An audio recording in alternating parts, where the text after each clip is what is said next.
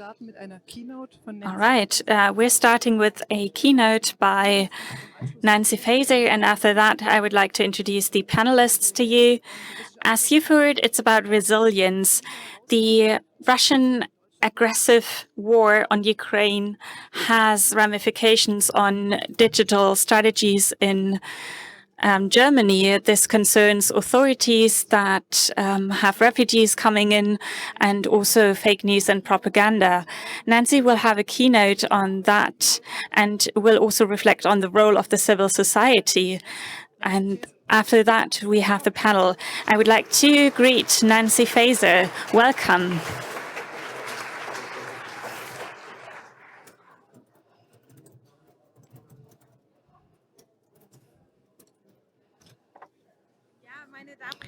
Ladies and gentlemen, welcome to Republica. I'm very happy to be here, but I want to highlight that other than being happy to be here, I'm still under the impression of, all right, it seems there's no sound for the audience. Sorry, maybe, I hope you can hear me. Sounds good. All right. Ladies and gentlemen, I just said I'm happy to be here at Republica 2022 and to talk to you. But on the other hand, my joy is dampened by what in the town scene, what happened in Tauentzienstraße here in Berlin. In thoughts, I'm with the family, friends, and of the killed teacher and the those who were hurt, and I wish all of them the best and to recover soon.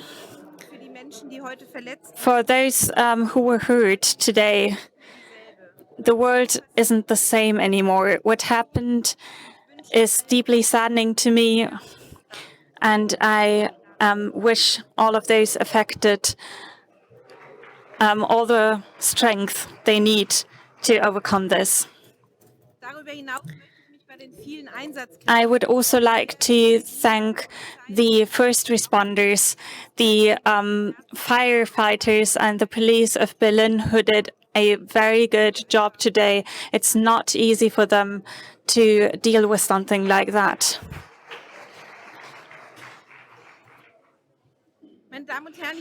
Ladies and gentlemen, I'm still happy to be able to say a few words about how the digital world presents itself to me as the Minister of the Interior after the war of aggression of Putin against Ukraine started on 24th February.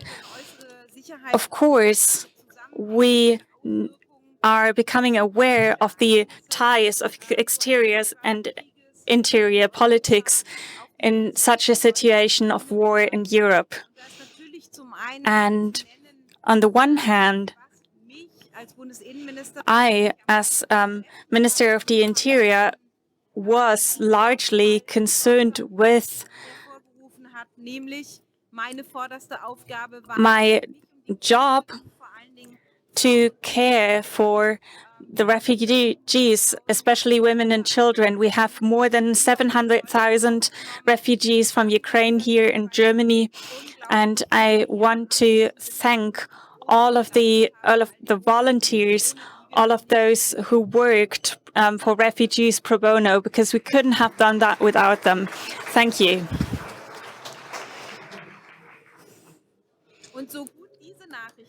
And as delighting as it is that there's so many people who are ready to support our state in situations of crisis and who fight for social cohesion, we also have to look at the other side and on the ramifications of such a war in Germany. This concerns disinformation campaigns. If you reflect on the news before 24th February, you may be aware that there was a lot of doubts about what Putin was actually planning and whether he would start a war of aggression. There was a narrative, certainly, that this wouldn't happen, that maybe the Americans were doing the wrong thing. And this was all part of a disinformation campaign, which I also only became aware of after the war of aggression started. And you all remember the disinformation distributed by Russia, the myth of denazification. And you know how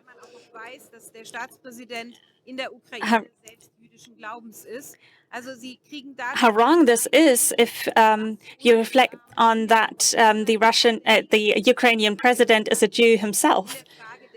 So this is a threat on democracy, also in our country.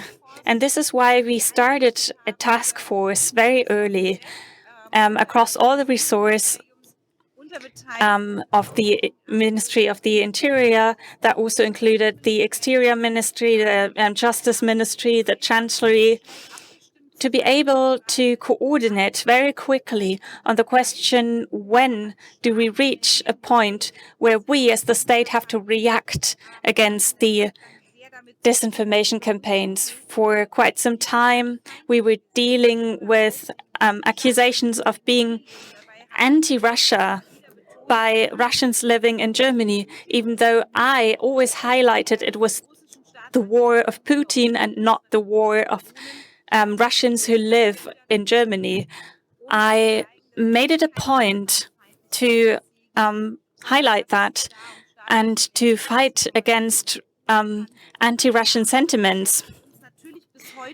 This is important to us up until the present day, and today we still see horrible aggression by Russia and Putin. And of course, this remains a topic for us, and the question how to deal with this disinformation campaign. The second area that you will be interested in from my side is cybersecurity, that with the war of aggression has changed.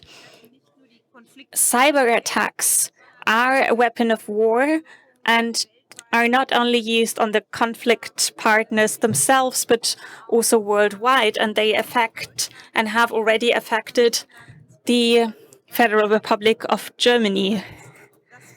So we are seeing massive cyber attacks from Russians in Ukraine who that have ramifications of Germany. For example, on the Viasat satellite on Ukraine, which resulted in one of our wind parks in northern Germany to become defunct. So those are secondary effects that we perceive in our country. So that means that we have to reinforce and strengthen our critical infrastructure, whether it's hospitals or infrastructure that we need to protect against cyber attacks. We did so by introducing the second Internet Act that extends cybersecurity measures, but still we need technical advancements and we need a mandatory we need mandatory reporting on attacks so that we can protect against them. And because of the war of aggressions and its effects, I will present a security agenda by the Interior Minister, and I can already present you a few of the measures that we want to implement in this legislative period. There's an increased danger of cyber attacks, and passive defense is not always enough to defend against it. We need reactionary competencies in order to weaken attacks. And this is something that only the federal government has the power to do something against. So we want to give the federal government the competencies it needs. So it's not about taking something away from the states. It's about creating competencies for the federal government so that the states can profit. I want to make it very clear that active cyber defense does not mean retaliation, so-called hackbacks, but it is necessary to look into measures that have effects on cyber infrastructures that are used for attacks. Those are targeted measures in order to identify actors from abroad and to dampen the effects or prevent attacks from outside. Also, we want to extend the technology available and strengthen the ties between the federal government and the states. Because so far we had to use the the different ministries had to negotiate and coordinate among themselves. And we need to strengthen the security architecture, and we will focus on espionage and cyber defense. So you see that the state needs to become more resilient because it's about protecting millions of people. But it's also a task for the complete society. Everyone who uses IT system needs to be responsible within their own account and protect their accounts. Ladies and gentlemen, the war of aggression on Ukraine shows that it is not upon a single actor to help. Many people helped when the refugees came in. The civil society stepped up in a very impressive way. And you already talked about it in the introduction.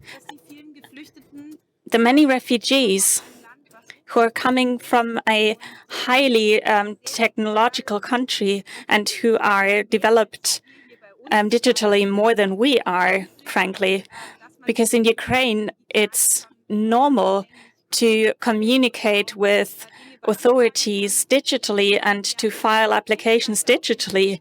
So this is why we put up the website Germany for Ukraine that gives refugees the possibility to apply for residency online, which is a great success, which was only possible thanks to partners who were able to step up very quickly. So we can exchange with refugees online, and 100 foreign authorities now allow for online applications. This is a small step where authorities still have a lot to do, but we're ready to tackle all the tasks that are necessary. And I would like to ask and thank you for your support. Thank you.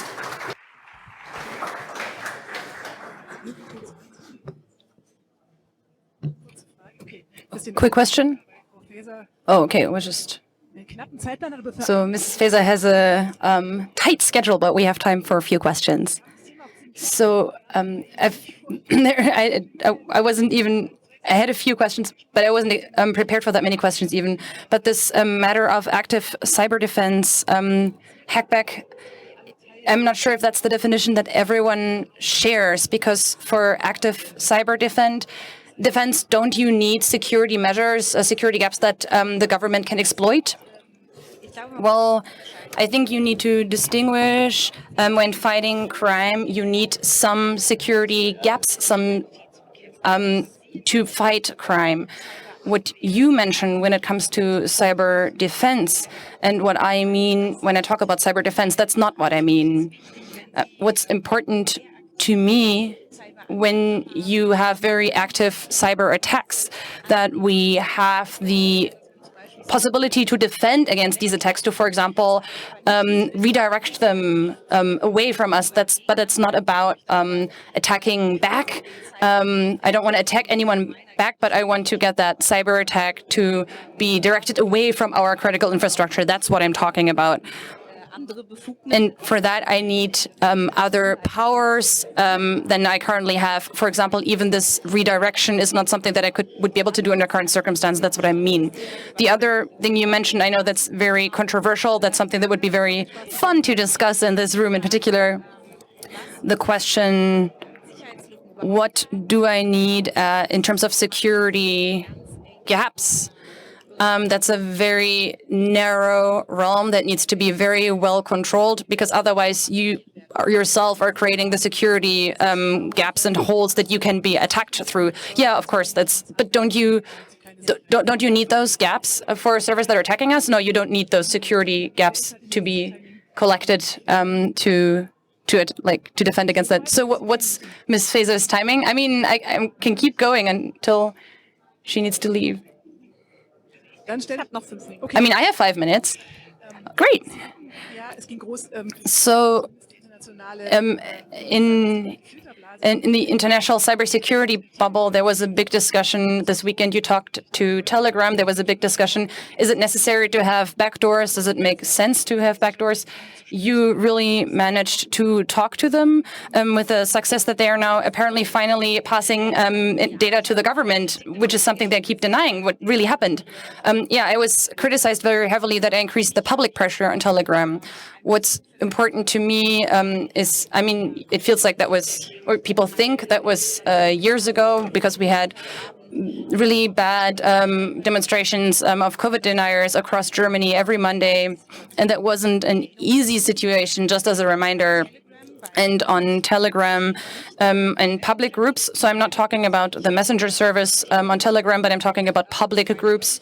And these public groups, there were open calls for murder and violence. And for me, as a Minister of the Interior, that is unacceptable.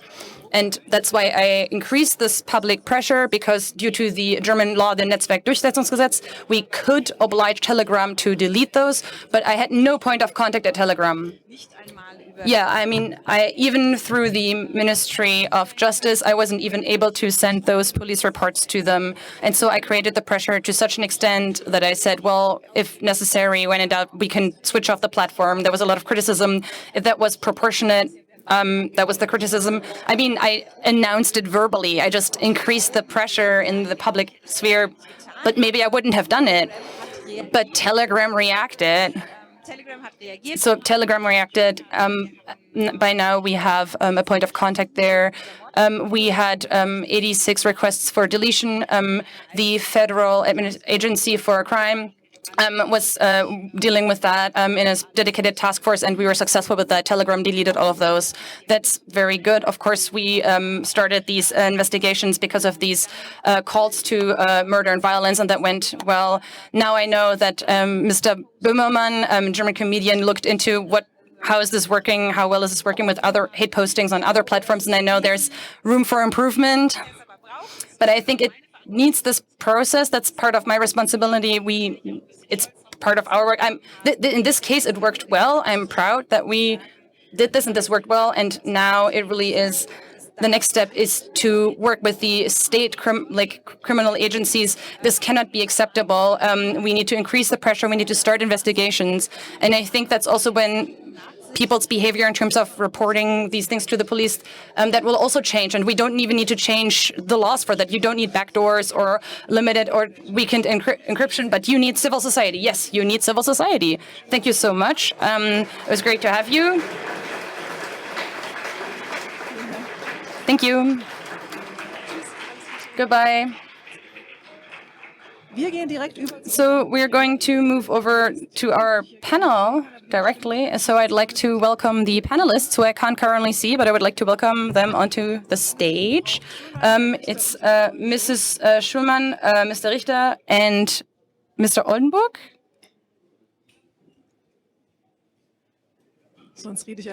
Well, I mean, I can just keep talking on my own. I also have a few thoughts from earlier talks. So maybe are you coming? Very nice.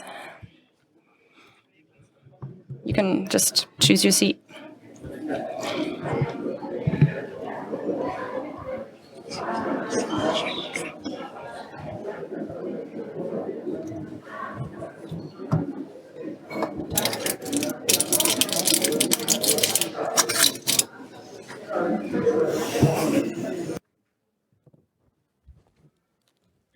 Ja, herzlich willkommen. Oh, yeah. Well, welcome. I'd just like to introduce the speakers to you. To my right is Professor Dr. Shulman. She's a professor for computer science at the Goethe University in Frankfurt and the leader of the Department for Security and Defense at the Institute for Secure Information Technologies. And she's also on the board of directors of an organization that I just missed. Next to her is Felix Oldenburg. He is a social entrepreneur and part of the startup project Because, and the board spokesman for Gut AG. It's a holding and including several companies, including betterplace.org, which, among other things, also runs the platform Unterkunft Ukraine, which accommodation Ukraine. And all the way to the left is Dr. Markus Richter. He is responsible. He is the Federal Chief Information Officer and works at the Ministry of the Interior. He studied law and lived and studied in Nairobi as well. He also was in charge of IT in a sort of digitalization. Welcome to everyone.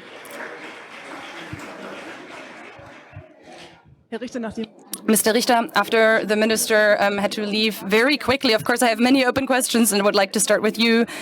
She mentioned that the Russian aggression against Ukraine also included and came with cyber attacks and also increased the risk for cyber attacks on our critical infrastructure. So where do we stand in that regard? Would we notice that and would be able to prevent it?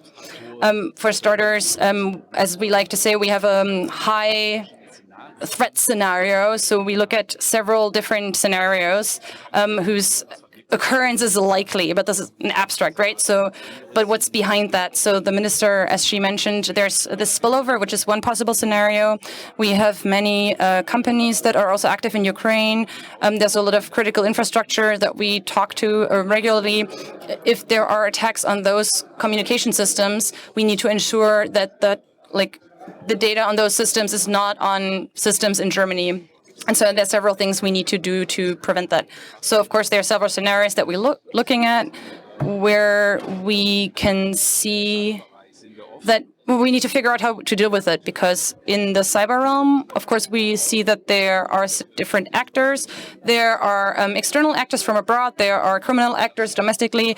And sometimes it might be a coincidence where a server is standing, but depending on where it's coming from, different agencies are responsible. So we need to really coordinate. So there's the National Cyber Defense administration, and so they're really doing well on that reform. But we really need to figure out how can we use synergy effects, where we, for example, use the Agency for Security in IT to use them as kind of like a central point of organization.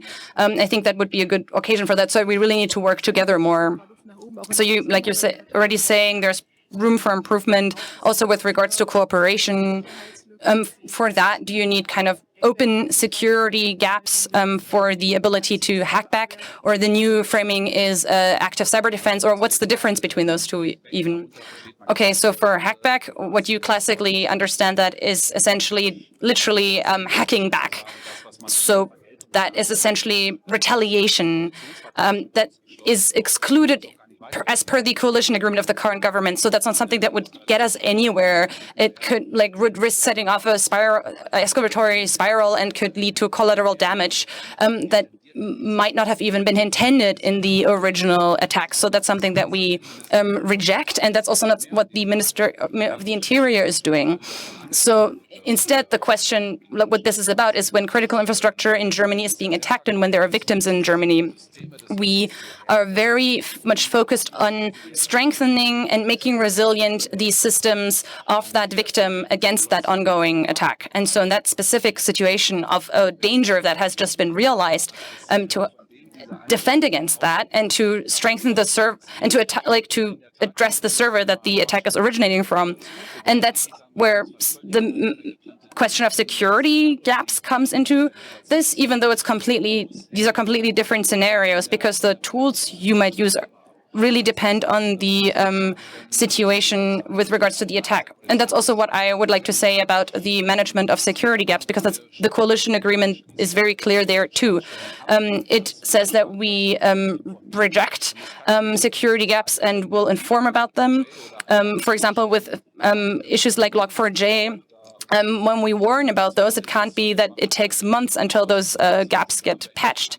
So that's something where we really need to act. And so that's why I think it's really important that we also have a basis for responsibility, for liability, where if you enter insecure IT into the market, then you then you are liable, then there's liability for the actor that introduced that IT into the market. So, of course, there are known vulnerabilities that are known and that we've warned about, and that in some cases might also still be open. Yeah, though on the federal level, we monitored the situation very closely, so I don't think there's any danger on that front. But the landscape is diverse, as I said. So then it's about the question, there are very specific scenarios. How do you deal with an existing vulnerability that might be known? But that's a different scenario. So aren't especially these very sophisticated attackers that might be coming from the Russian secret services, don't they have enough know-how to not just use known existing vulnerabilities and to protect against those when it comes to attacking those servers? Don't you need some kind of entry into that system using an unknown vulnerability? I just feel like there's a contradiction when you're saying you want to close vulnerabilities. I have to say very clearly, it's not about simply taking out a group of attackers. It's about a very specific process, like an ongoing specific attack, regarding the server that attack is coming from, to take out that server. And how do you get onto the server? Well, the decisive thing is, what's the infrastructure? It's very hard to answer in the abstract. Well, it's possible that there is a Log4j vulnerability that's still open, even though that has been warned about. How successful that is at the end of the day, and if there even is the possibility in a concrete scenario, that's a different question. But so you would say it's about closing vulnerabilities. So the way to success is not about keeping vulnerabilities open. Oh, yes, and of course, and the government has a very clear understanding that closing vulnerabilities, addressing vulnerabilities is the priority, and that we will accordingly warn about those, and that's also what the security agencies do. And so the state Trojan, that's not something that's going to happen anymore either. Anymore, it's something we need to think about. That's kind of a slightly suggestive question. I mean, it's an open question. I mean, if we're talking about an area where we're talking about a judge giving an order or an agency giving an order to surveil someone or to collect information from ongoing communication that happens via phones, then of course we need to look at which tools and instruments do we have for that. Only open vulnerabilities, right? Well, this is where encryption comes in, when it's about communication itself. So it's not about breaking the encryption. This is what encryption is for, and this is why it's end-to-end.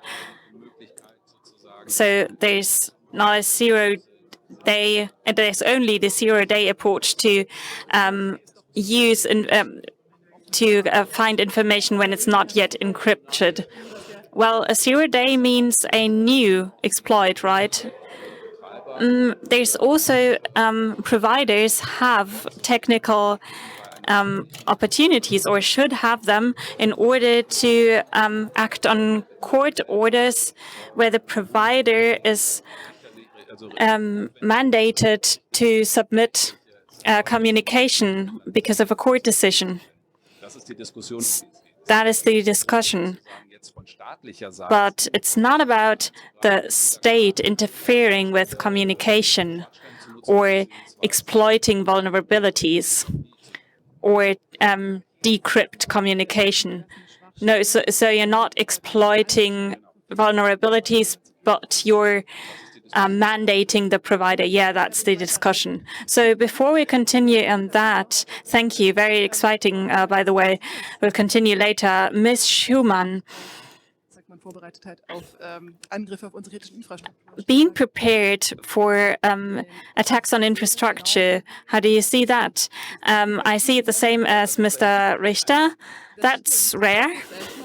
Rare, yeah, of course, but I agree. Critical infrastructure. Everything's digital, and digitization helps us make processes more efficient and quick, helps us control control things like wind parks. So everything that's digitized can always be attacked, of course. So what does that mean? What are critical infrastructures? When I think of critical infrastructures, I don't think only of the big institutions, but also about authorities and communities, universities, science infrastructure. And those attacks happen. Last year, we saw an attack on Colonia pipeline. So the IT was attacked, and then it was shut down. And this led to a gap in supply. There were also collateral damage on satellite system, and this led to disruptions in wind parks. So those attack scenarios are very realistic. And of course, we could have attacks on networks. We've seen in Ukraine how easy it is to carry out those attacks. It's not easy to attack Putin, of course, but it's easy to attack an IT infrastructure, and then it has to be shut down. So imagine if, for example, our warm water supply has to be shut off because of an IT attack, or our media. That would cause chaos. I can't even imagine how people with small children would do without power. So it can cost human lives. Of course, this can happen all the time. Such attacks have happened, and those attacks are on the rise. And I think that our critical infrastructure should be protected better. A lot is already being done. A lot is being invested in cybersecurity, and I would like to explore on that a little more. Zero day. Zero day does not mean that it's secret. It just means it hasn't been found yet. It's a vulnerability that hasn't been found yet. Those are zero-day exploits. So if criminals find a zero-day exploit, they can use it in order to attack systems. Well, zero-day vulnerabilities, it's a peculiarity of them that even the providers of the systems don't know them yet. Yeah, exactly. So active cyber defense. A lot is being done already in reinforcing cyber security. Authorities, communities, we know that cyber attacks happen, and we know that we have to do more about them. There's IT trainings, there's awareness programs. Everyone knows about phishing, but still there's an increase in cyber attacks. So anything we've done so far is securing our infrastructure, and that's not enough. We're seeing that we're doing a lot, and still there's a lot of attacks, so it's not enough. Protecting our infrastructure is very important. Closing known security gaps, using security mechanisms, but it doesn't solve the problem on its own. We need more, and this is active cyber defense. There's a misunderstanding about hackbacks. Hackbacks are in retaliation. And when we don't even know what cyber criminals attacked us, what to use as a hackback, because attribution is very bad.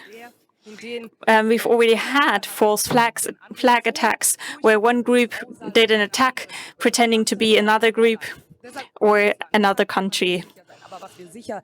So you can't be sure, but what we can be sure of is that we can judge which infrastructure the attack came from, and you can do something against those networks, and that doesn't just mean looking for vulnerabilities and zero-day exploits. You can also use other methods. The FBI in the US is very active in this area. For example, you can shut down criminal infrastructures or even take them over. Can't you just strap in the provider? Yeah, of course, this is often in cooperation with manufacturers and providers and platform providers.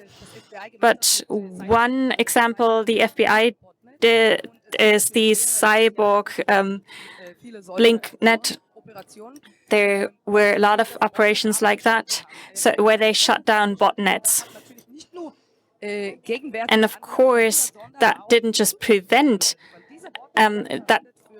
current attacks, but also future attacks, because those botnets are used for different attacks on different institutions and critical infrastructures, and you can develop that systematically. You can even automate the detection of such infrastructures and shutting them down. And when criminals lose control of their infrastructures, they can't continue attacking. But that's not just a call to the provider, but it's more. How does it work?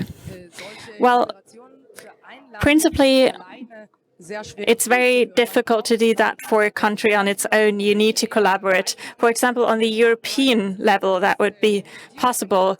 We have an organization that is responsible for IP addresses in Europe. And when you've identified a network that is carrying out attacks against German networks, for example,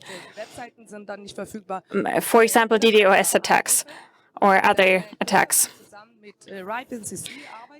you could work together with Right and CC, the organization, and tell them this network needs to be shut down.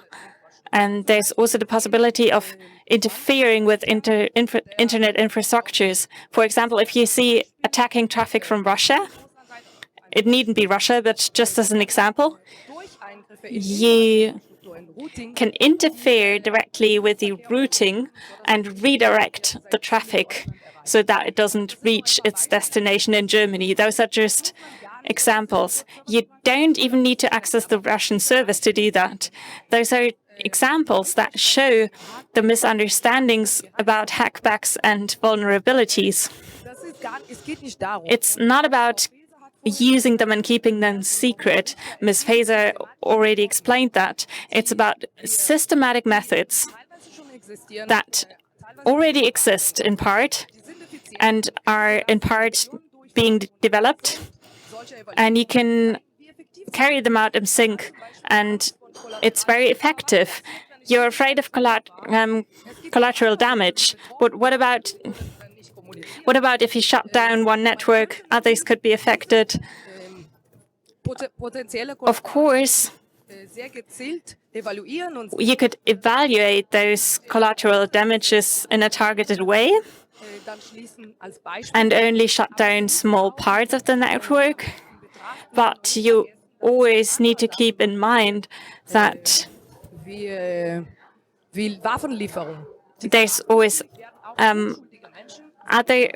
always repercussions. For example, if you deliver weapons to Ukraine, they will also affect innocent people. So cyber attacks are no different.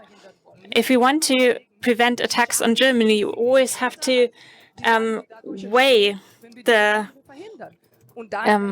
effects and gauge what does more damage.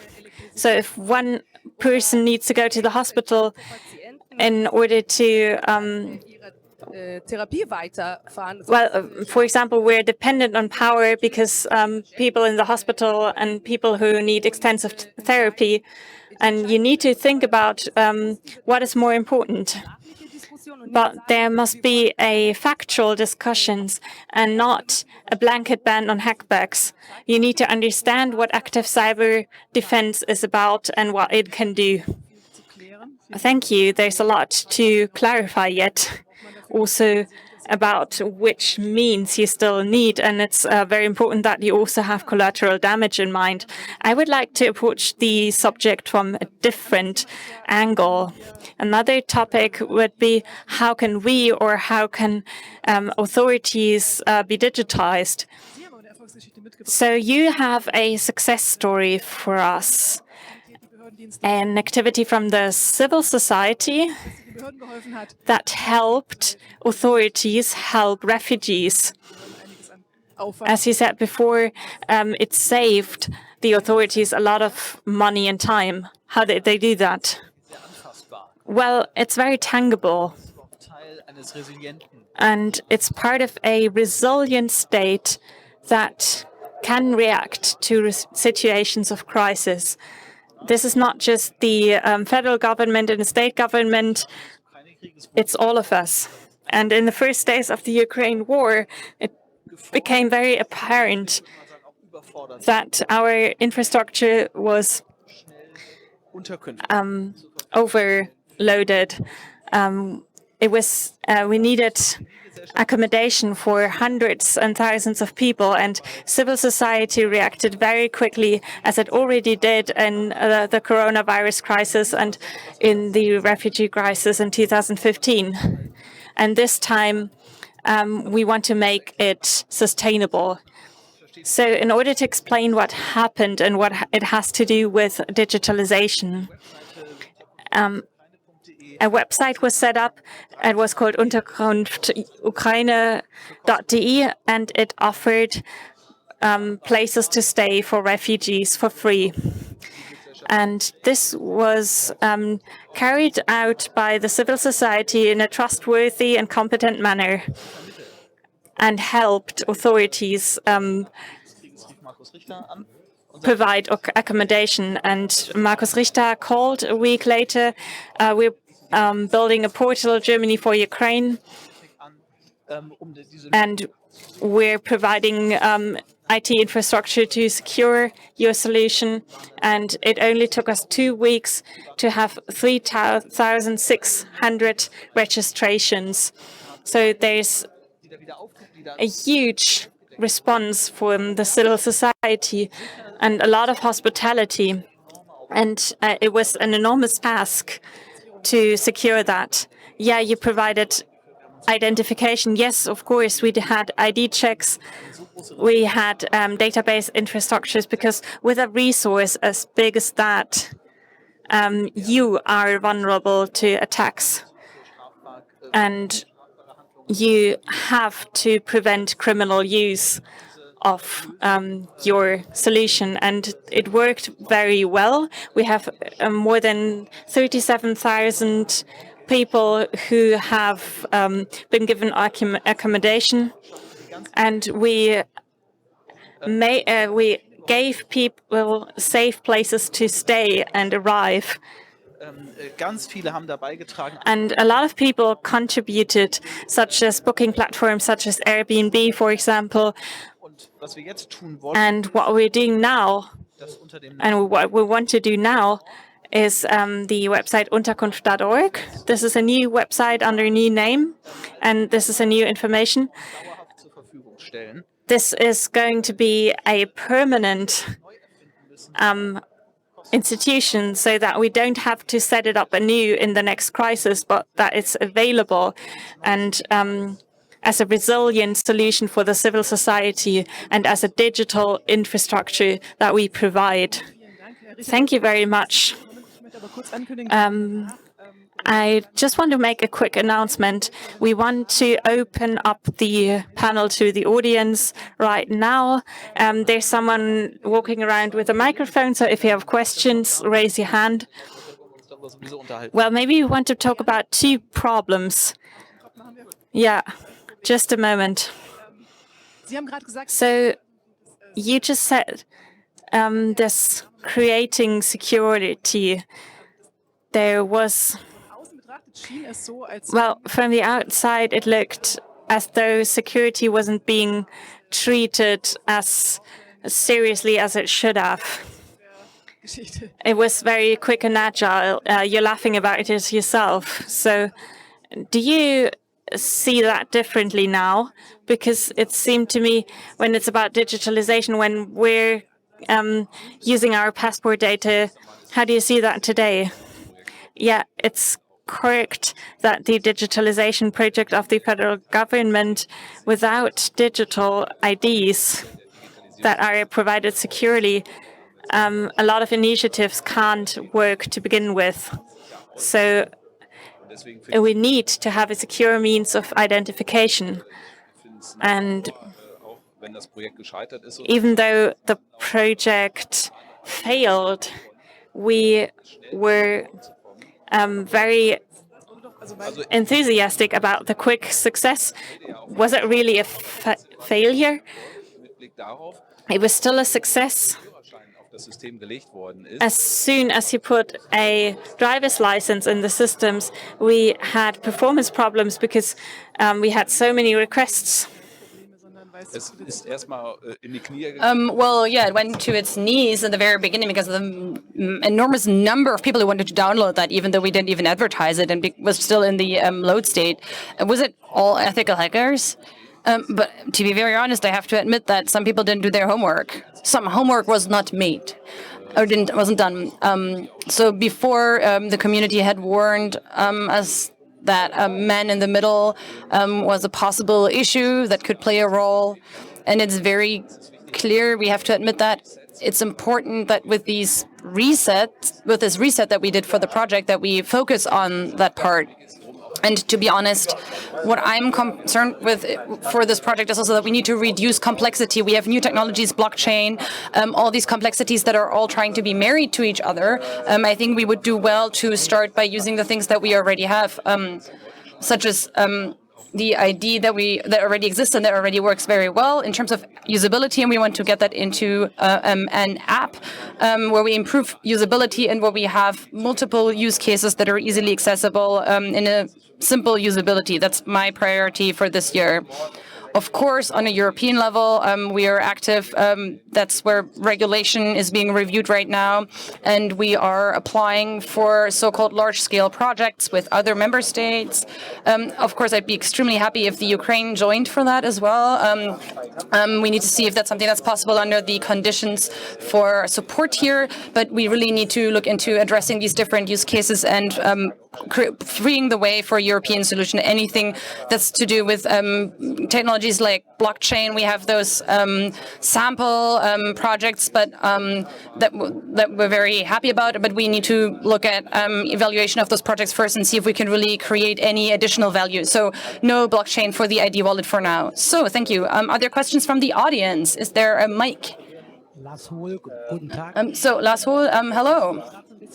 It was mentioned, or you kind of described it as a success, this portal for arrival. I was extremely excited about that. I immediately signed up, immediately entered a room, and the point where you lost me was the moment when you have this forced identification, as I'd call it, because me, as using my own initiative, I would have liked to help someone. And when I looked at who the consortium was that was involved there, so I think you used Verimi, which is not just a single company, but an organization where several different companies are involved. And for me, that was the point where I said, oh, that's a shame, but then I have to just do it through putting up a letter privately. So I have a question for both Mr. Richter as well as Mr. Oldenburg, his colleague. So where's this strategy headed? Do I have to get ready or be prepared for any services that I use, that there's a primary key for my identification through the identification instrument of some consortium, that's required for all of these? So looking forward, that for anything there's going to be log files. How can I justifiably and properly access these services without constantly having to prove my identity? But while just proving that I am eligible to access. So, okay, just moving beyond this specific case, this is also how I understand the question. How do we specifically imagine this? It's exactly about what you were saying. It's about having a secure digital identity that you have in your hands, the same way you have a national ID in your own hand, so that you can control that data. So originally the plan was to found a joint venture that kind of brings together state and private companies similar to Verimi. But as part of this reset, we said, let's stop this and put that on ice because firstly, we don't have a concrete product. And secondly, what's the point of another entity that does something here? So our current approach is we do what is currently available. For example, the online ID. It would be great if we could get secure elements into the phone.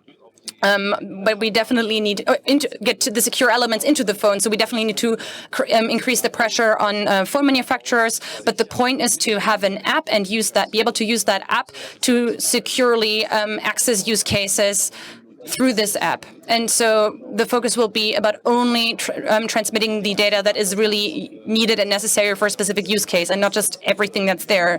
And that's what we're implementing currently, what we're working on implementing right now. And I'm really happy that we have enormous capacity here industrially and with great competencies. Previously, we had various different streams and working groups that kind of ran in parallel, and not everyone always knew what everyone else was doing. And now there's one team on this project that is kind of like working down this list. But isn't that something that you can use the online function of the national ID for that's been around for 10 years? No, we want to use exactly that, but we want to make it more accessible in terms of usability and to have more use cases, integrate more use cases from government agencies. And additionally, if we introduce this verification, once you've registered yourself, most people said it's great. I'm sorry, there's currently an audio issue. What's important are two other issues that I think are also quite relevant for Republica here. So maybe if we could put up the last slide here for once. Where do digital solutions run into analog and almost quaint, old, outdated issues? For example, regulatory requirements regarding residence, because the so-called Wohnsitzauflage, a great German compound noun, means that refugees need to stay in the location where they first registered. That creates enormous difficulties for these digital solutions, because it means that, in these hotspots, we have barely any offers because everyone went there. But right next to those spots, we have a lot of places available. So you can see here in Munich, you barely have enough accommodation offers for those who are looking. But there's other places where we have way more. That's because in Germany we don't have a centralized residence registry, but to be honest, in the 21st century, there should be different solutions, and we shouldn't have to rely on people staying in the place where they first registered. That creates a major issue for trying to address this problem. And another issue that really fits the Republica context very well is that these civil society-based solutions, we really need to appreciate them, and not just in the moment where they're needed. And I'm very thankful for the support. But when they're not needed anymore, but need to be maintained, and that happened again and again, and even now, I think people are working on making sure that this solution can continue to exist. But if it's only based on donations, it won't exist anymore in a few months. That's completely clear. So when companies develop these companies are being paid through donations from civil society. So we're solely financed through donations, and of course it's only possible for a few more months. So if we don't want to start from scratch with the next refugee crisis in a few months with someone who starts rethinking this, like making this up again from scratch, then at least we need to finance this project with a certain amount. I think this is part of the appreciation for digital civil society solutions that you can see everywhere and that are being created everywhere at Republica. Okay, now I can pass on the mic to Mr. Richter one more time for the next answer. Was there another question? Not even a short question? Oh, well, there's another panel without break. Okay, well then I'm extremely sorry. Maybe we can stick around on the side of the stage for a bit more, discuss a bit more. Thanks to everyone for being here. Maybe we can have another spontaneous meetup on the side. Thanks so much for coming.